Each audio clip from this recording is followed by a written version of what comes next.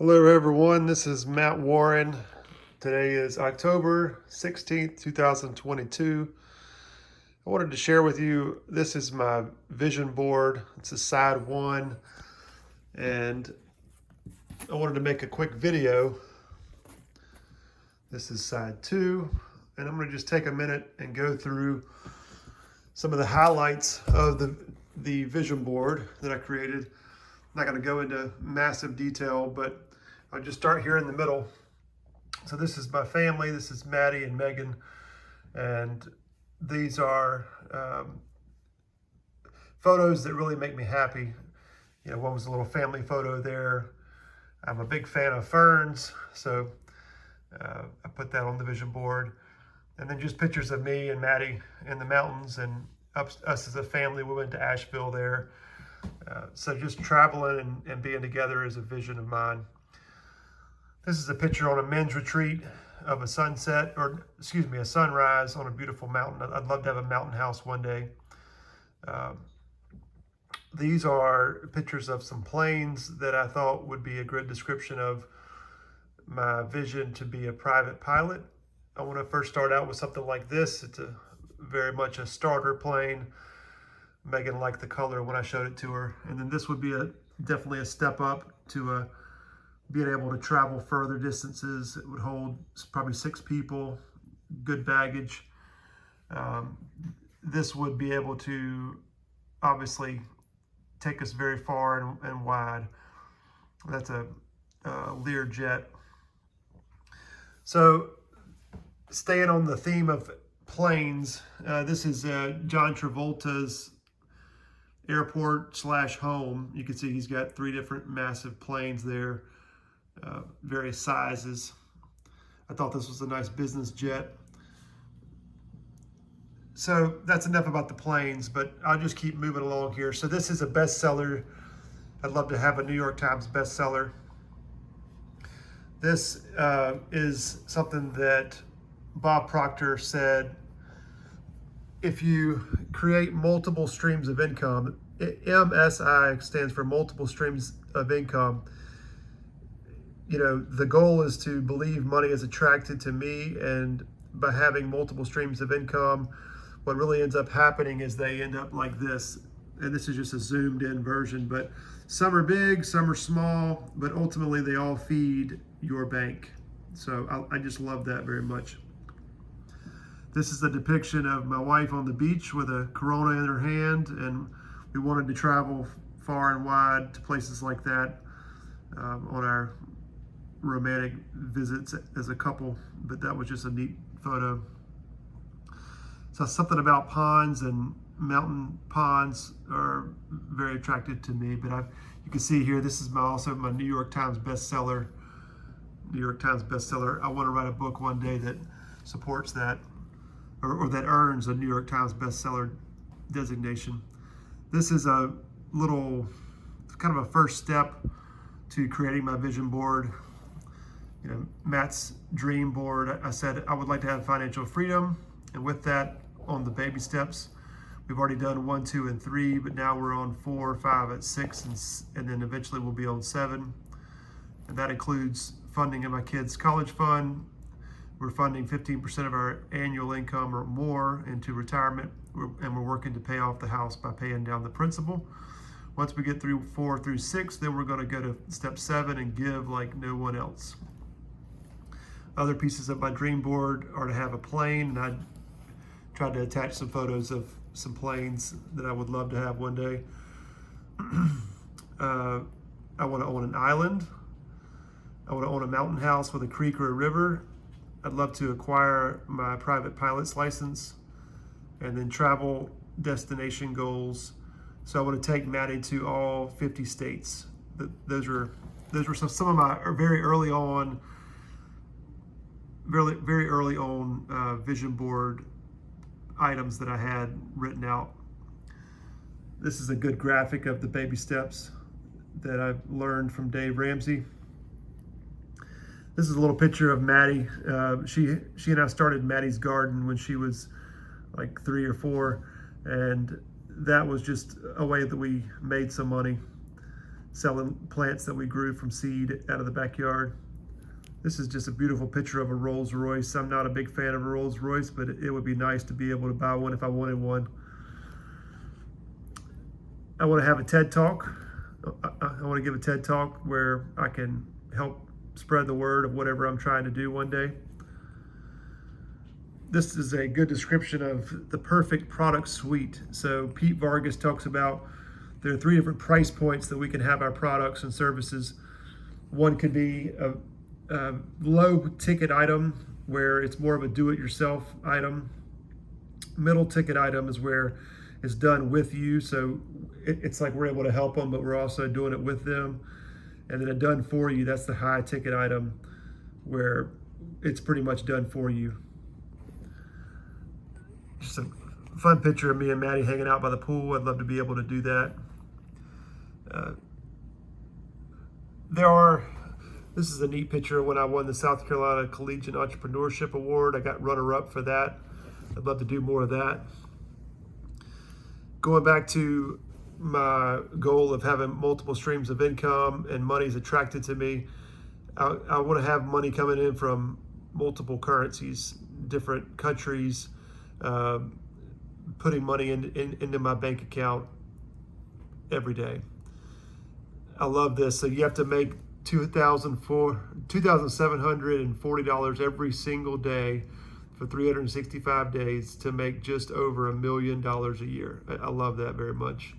It's good motivation. And it also puts it in a practical, hey, we can do this. I'm not going to go over every one of these, but these are just different clips that I've got that keep me motivated. Go on the offense. That was Grant Cardone. He talks about posting on social media for free, LinkedIn. I'm not going to go over that right now, but those will keep me motivated whenever I'm feeling like I need to get a little pep talk on what to do to keep me going on marketing and business development. I will show this though. This is a mind map of my book that I started to write out. I was going to call it Serial Entrepreneur, but I'm not sure about that yet. It might be called The Path to Warren. But basically, I start out at elementary school, talk about elementary school, then how I went into middle school and then high school, the different parts of my life broken out with notes from where I started my lawn service to being in Boy Scouts and Eagle Scout. Then I would go on to college and talk about the pine straw business that I had, working at Chick-fil-A, pressure washing business, vending machine, being an AGR at the fraternity. Then talk about post-graduation, so all the different jobs I had after that, and just trying to break out what I want my book to be like. I will point out this is from Gary Vaynerchuk. He calls it the Gary V content model. Talks about document, create, and distribute. So that's the 3 things. So by having film, then you can create the audio, and then the audio you can create the book by transcribing it. Then you can cut it and cut it into different forms of social media and get it out on different distribution channels. I want to talk about some of these people. So these people have been key. Obviously, Elon Musk there. Elon Musk has been an idol of mine as far as business goes. He's a huge forward thinker. Gary Vaynerchuk, awesome guy. Learned a ton from him. I listen to all of his podcasts. They come out every day. Amos, he's in my pressure relief group.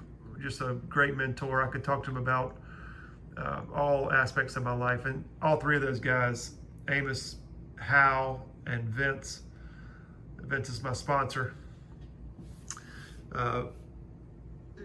Dave Ramsey, he's been a mentor, listened to most of his podcasts and read a bunch of his books. And Eric Thomas, I love some Eric Thomas. I listen to his Secret to Success podcast every Friday morning.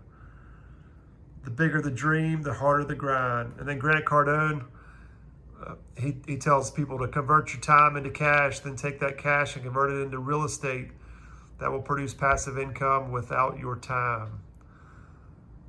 I thought this was neat about Gary V.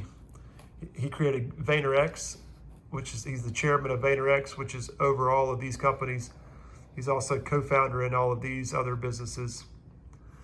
This is a zoomed out version, but it's my personal financial statement template that I inherited and was given by my dad. I fill it out every day. It shows me my net worth. And then this right here is a very tiny reminder, this and this. So this is you can't really see it, I know, but I'm just going to explain it to you. This is my spending plan template, and it's got all the categories of where I spend my money. And then each row, each column is a day. So I put my daily spending in there. And then once a month, I've got this spreadsheet where all of those daily items go into this monthly view. It's called a PRG dashboard. The green is the income plan, yellow is the spending plan, red is the debt repayment plan, and blue are the savings plans. So, and then white Tesla. I want to have a white Tesla one day for sure. I'm going to turn it over here. So this is kind of like how I'm going to get there. This is my vision that I dedicated the back of the board to, or front of the board, however you want to describe it. But basically, the way I thought about it is if I inherited, or no, excuse me, not inherited, if I earned and woke up in the middle of the night and realized I've got $10 million in the bank, what would I do tomorrow? So after doing a little bit of traveling, of course, what would I do if I had $10 million in the bank? And what I want to do is I want to help, but by using shipping containers. I've written it down on this little gold card here that I look at every day. It says, my purpose in life, my purpose is to help people have clean air, water, and clean food and clean energy that's affordable, sustainable, and safe through indoor farming containers, solar that charges batteries, with water purification. Money in foreign currencies is converted into dollars and deposited for me. $10,735,482.91 is our family net worth. Obviously, that's where we're going, not where we are right now. But it's in the future tense or present tense.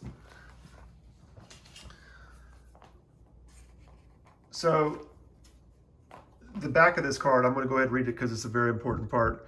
The back of this card says, I'm so happy and grateful that I turned my annual income into my monthly income, and it is great. I'm happy, I'm healthy, and wealthy. Money comes to me through multiple streams of income on a continual basis.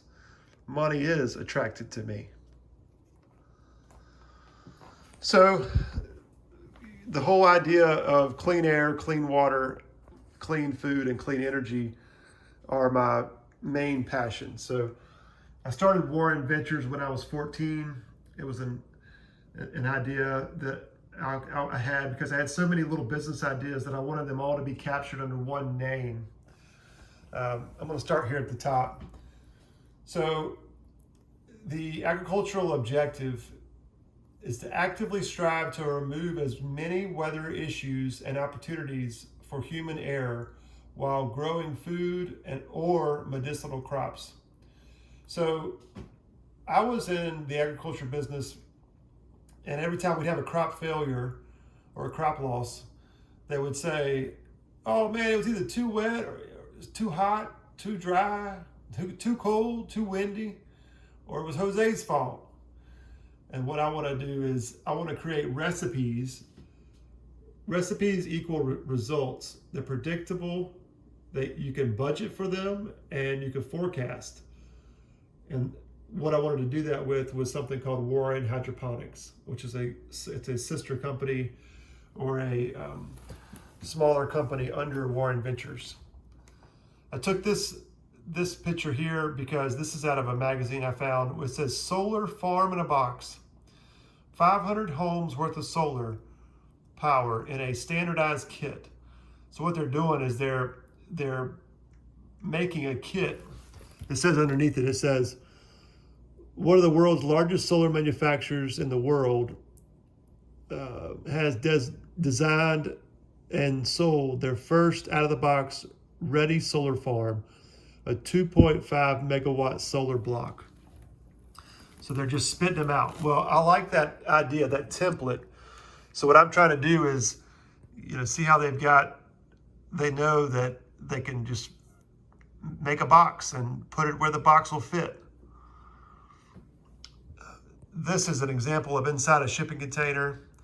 It says, I created this idea of a Warren Solar culinary kit, and the kit comes with everything you need to grow these crops. You can read the advantages there.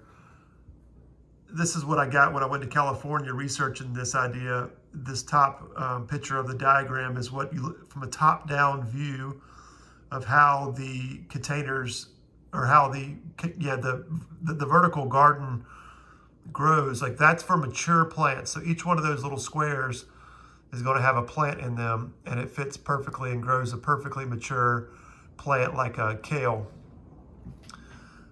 This is a graphic that I put a picture of right here. I put a picture of a guy growing his crops inside the container with the solar panels on top. It comes with solar sensor technology where we can monitor it remotely, like on an iPad. Water purification, so it's got a well associated with it, and a reverse osmosis water purification system. Micro drip irrigation, so we can drip irrigation inside and or outside. It can have an EV charging area because it's got solar and batteries. A seedling house, we can grow seeds for starts outside the container and move them inside when they're about 6 weeks old, ready to be grown in a larger area. We can keep tools. We can have Wi-Fi and the cloud because we've got electricity. And we can map the data when we start collecting it. This is an example of a battery bank in the back of a shipping container. This is a seed storage, cold storage seed supply locked up securely inside of a shipping container. This is an example of these guys are cropping microgreens and delivering them in these cool, like a Uber Eats delivery bag. They're delivering them on their bicycle in New York City. That's just a neat little example of how you can make the panels fold out like that. So this is showing kale being grown inside of a shipping container. This is a good example of how we're going to have different rows with LED lights in the pink area, are the lights above each of these rows. So as the plants start out small, we could have like 7 rows here. And as they get larger, these are maybe 1 gallon containers. So the 1 gallon pots, like about this size, we could fit 1, 2, 3, 4 rows. And as they get larger, then we go to something like this, where there's only, like, it's just 1 row of large mature plants that get 3 to 6 feet tall, ready to harvest. This is what I created because I believe that this also can be done with solar and hydro, because I learned when I went to Guatemala on a missions trip studying their agriculture right here in the mountains of Guatemala, I learned that it's either a rainy season or it's a dry season. So when we have solar, that's obviously in the dry season, but when we have rain, we need to be able to collect and work to supply the generator and the batteries off of hydro. So pico hydro is what they call anything under 6 kW of clean base power. So the solar and the hydro charge the batteries. The batteries charge the solar hybrid generator, and then you have an inverter that inverts the lights, and the lights. But what we've created is what I call a Warren Solar Power Pod Mini. So a mini would be like a small container, something like this, or a power pod, a regular power pod would be a larger 40-foot container. So you have two options. It's like you have an iPod or an iPod mini. I want to have a power pod or a power pod mini. This is a brief descriptions of the Wi-Fi is enabled. You got cold storage, you got drip irrigation, solar powered pump filtration, renewable energy storage, sensor data, cloud-based data control. This is an example of a power pod that can be placed next to a transformer in a substation. They call them grid banks. These are just straight up batteries. So there's enough savings in just having a container full of batteries that you're able to, when the grid needs the power, say it's in the middle of the afternoon or middle of night when they need a lot of power because everybody cuts on their lights, then this grid bank would allow them to not have to go into peaking mode. They just simply use the batteries. Here you can see this is put out by the U.S. Energy. It's saying utility scale battery storage has increased 20-fold since 2007. And I think it's more than that now. This is one of my favorite photos. So you can see the mountains in the background. This is somewhere like Guatemala or Honduras. I got Warren Solar on the side of the shipping container here. These people are out here working the crops that were grown in this seedling starter house. You got a pump here, a well that fills this big cistern container that supplies the water for this grow site. And then you also have water for all these crops provided by this right here. These guys, this is Reverend Cho. I went to Guatemala with these guys and really got to learn a lot about how we can take these systems into remote villages based on them being tied to a religious organization. By tying them to a religious organization, a lot of times, or most times, they're able to get it through without tariffs, and it's kind of like a relief effort. I'm saying here we're going to lead with solar and energy storage, target the organic farmers. There's the cost of going solar. You have equipment and installation. By calling this a cost of going solar, we can bundle the entire shipping container and whatever else is needed. If we have to clear trees, whatever is needed to go solar, we can bundle it into the cost of going solar and get all these tax credits, federal, state. You get the accelerated depreciation, and you get these incentives by local municipalities. This was a guy that I met on my retreat to Guatemala, where all of his rainwater was captured right here.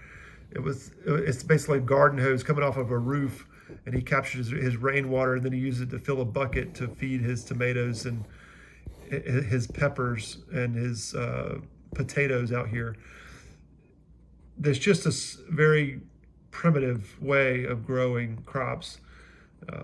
If he had a shipping container like this, he could supply his church, his village, and just provide so much more income and happiness and well-being for his community.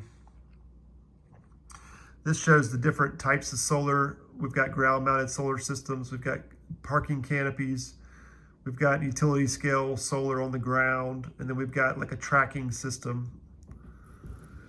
This is a good example of two different kinds of grow sites. So this is actually cannabis here, but you can tell there's two different models. So this is where they're grown when they're smaller, and this is kind of like a table and a sink and a washroom.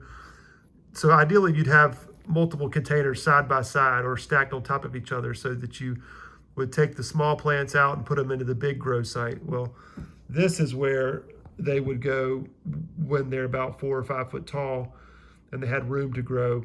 And you can see they got a little wash sink there. But that's just kind of a cut out version of showing how inside you can have different models. Here's some ventilation, air conditioning.